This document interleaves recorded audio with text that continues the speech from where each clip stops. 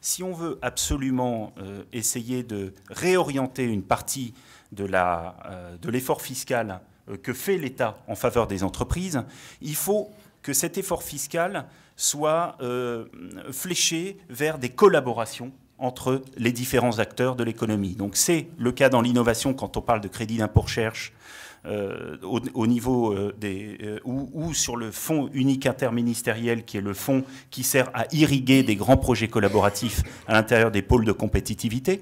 Et je crois que ce qu'on peut faire à ce moment-là, c'est proposer qu'une partie de cet effort du crédit d'impôt recherche soit fléchée sur des projets dans lesquels les grands groupes et les PME vont collaborer pour créer des nouveaux produits ou des nouveaux services innovants.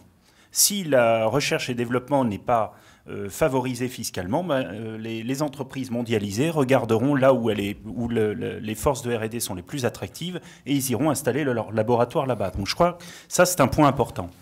Bon, on m'a dit c'est très simple, l'Agence d'innovation de l'industrie, ça amène l'État à prendre position alors que ce sont les entreprises qui doivent décider tout seules. Donc on va faire un crédit impôt recherche et on ne va pas faire ça. Le crédit impôt recherche est passé de 2 milliards à 4 milliards largement en donnant beaucoup d'argent aux sociétés de services, éventuellement au secteur bancaire, au lieu de le concentrer sur l'industrie et l'exportation.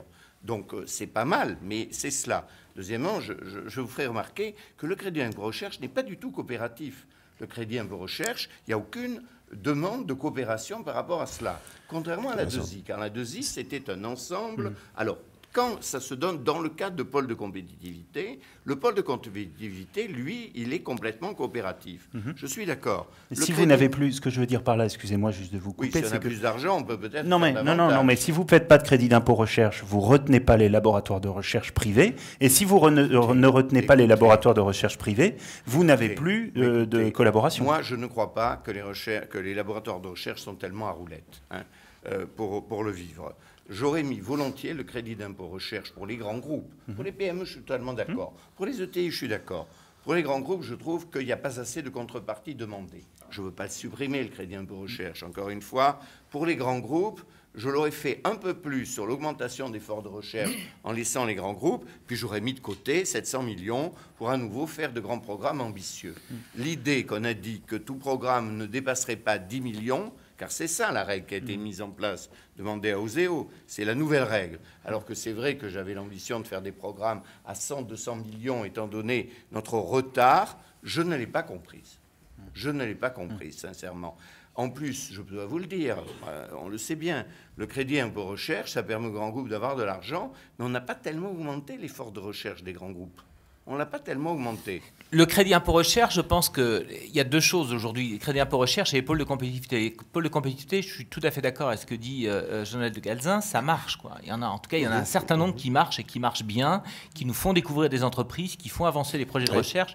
Celui de l'automobile Moveo, là, sur la scène, il gère à peu près aussi un peu plus d'1 milliard, 1,2 milliard, ça doit être maintenant, de recherches qui ont été activées grâce au pôle et en coopération avec le pôle connu des entreprises petites, moyennes et évidemment de Renault, PSA et Valeo par exemple.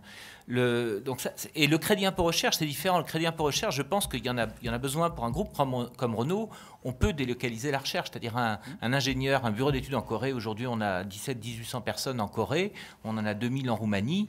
En Corée, il coûte la moitié et en Roumanie, il coûte à peu près le quart. Tout compris, coût complet. Donc, ça aide à réduire un peu et il faut voir qu'en face de ça, en Espagne, par exemple, il n'y a pas de crédit impôt recherche, mais nous, tous les projets qu'on a faits, ils ont été financés à 30-40%, c'est-à-dire plus que le crédit impôt recherche. Donc, c'est une affaire de compétitivité qu'il faut réussir à garder pour des industries qui sont exposées.